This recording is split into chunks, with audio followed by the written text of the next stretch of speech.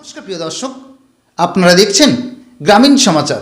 বাদরের বাদরামি শুরু হলো রেল লাইনের উপরে। আর এমনই ঘটনায় চাঞ্চল্য ছড়িয়েছে জলপাইগুড়ি শহর লাগোয়া ডেঙ্গুঝাড় চা বাগানের 10 নম্বর লাইন সংলগ্ন এলাকায়। সেখানে দিনভর রেল লাইনের দখল নিয়ে থাকে বাদরের দল।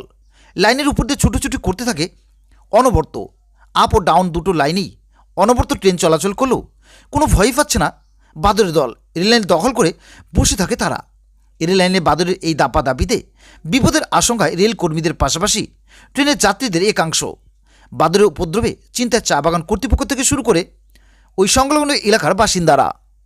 এ বিষয়ে রেল কর্মী থেকে শুরু করে স্থানীয় বাসিন্দারা কে বললেন শোনাবো বিস্তারিতভাবে। বানর নিয়ে যেটা সমস্যা, আমাদের যেহেতু চা বাগান এলাকা, বানর আমাদের থাকবেই, আসবে। যদি বন দপ্তর আমাদের এটার প্রতি একটু নজর দিতেন, আমাদের সাহায্য করতেন, তাহলে আমরাও গ্রামবাসীদের সচেতন করতে আমাদের আরো ভালো সুবিধে হতো আর কি। বন দপ্তরকে বন দপ্তর থেকে সহযোগিতা করলে রোজই বানর আসে এই এলাকায়? রোজ আসে, রোজ। একটা গাছের ফল হতে পারে না, সে লাউ বলো, পেয়ারা বলো, মানে কাঁঠাল বলো, যাই হোক সবকিছু নষ্ট করতে আসে। বন দপ্তরের সহযোগিতা আমাদের একান্তই ভাবে কাম। তো পুরো উপদ্রব হয় যখন মনে হয় ট্রেন আসে, দুই দিক থেকে ট্রেন আসে। বাদর তো পুরা রাস্তা মানে রেল লাইন ঘিরে থাকে। অনেক সময় বাদর যেতে চায় না, এই গেটের মধ্যে এদিক থেকে এদিকে আসে লাফালাফি। বাগানে তো প্রচুর বাদর থাকেই, এই এলাকায় ঢুকে যায়। এই এলাকা ঢুকে যায় কোয়াটার স্টেশনের। আপনারা কি বাদরগুলো তো যে কোনো মুহূর্তে দুর্ঘটনা হতে পারে, আপনারা তখন কি চেষ্টা করেন বাঁচানোর? বাঁচানোর তো চেষ্টা করি। অনেক সময় তো বাদরগুলা মানে তাড়াইতে গিয়ে আমাদেরকেও তাড়ায়। ভয় পাচ্ছেন? ভয় পাই। ভয় পান এখন? ভয় পাই তো। যত বাদর আসে এখানে খুব অসুবিধা। খুব অসুবিধা। খাবার দাবার কিছু তো এখানে রাখতে পারেন না মানে ভয়? না, বাদর ডুবে যায়। খাবার খেয়ে নেয় নাকি?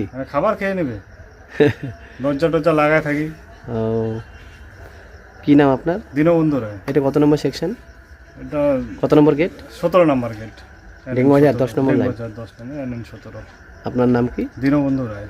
কি পোস্টে আছেন আপনি? গেটম্যান। সামনে রেল লাইন দখল করে বাদরগুলো রেল লাইন এক প্রকার দখল করে রাখে। রেল চলাচলও তো যে কোনো মুহূর্তে একটা দুর্ঘটনা। বাদর আর বলেন, বাদর যে উৎপাত করছে এখানে, তো মানে এখানে খালি মানে আপনার পায়ে হেঁটে যাওয়াটাও বিপজ্জনক হয়ে যায়, কারণ বাদর আসলে তাড়া করে।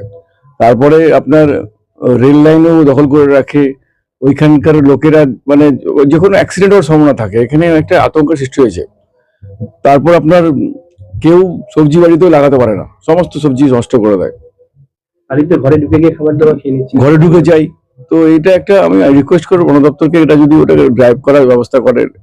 মানকিস তো আমরা এখানে কিছু করতে পারবো না, তো তারা যদি কিছু অন্যভাবে কিছু ভেবে ভাবনা চিন্তা করে, যদি এই লেপার্ড যেমন শ্রমিকদের সাথে তো আপনাদের চিন্তা থাকে যে কোনো মুহূর্তে বাদরের উপদ্রবে যে কোনো বাইট হতে। হ্যাঁ, সিমিলারলি আমি ফরেস্ট ডিপার্টমেন্ট জিজ্ঞেস করবো যে যেমন লেপার্ড এলিফ্যান্টের জন্য ভাবছেন, তাহলে মানকিস নিয়ে ভাবুক। শুধু এই অঞ্চলে নয়, মানে বিভিন্ন অঞ্চলে আজকাল মানকিস ওয়েনাক হচ্ছে। তারা যদি কিছু ভাবেন, কিছু করে এর ফরেস্টে ওটাকে বিস্তৃত করে, সেটাই আশা রাখবো তাদের কাছ থেকে। বাদর দেখা যাচ্ছে।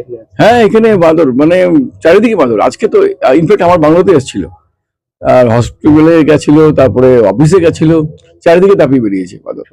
খুব সমস্যা, ভয় পাচ্ছে সকলে। তো কাজ করতে অসুবিধা হয়। আপনার নাম কি?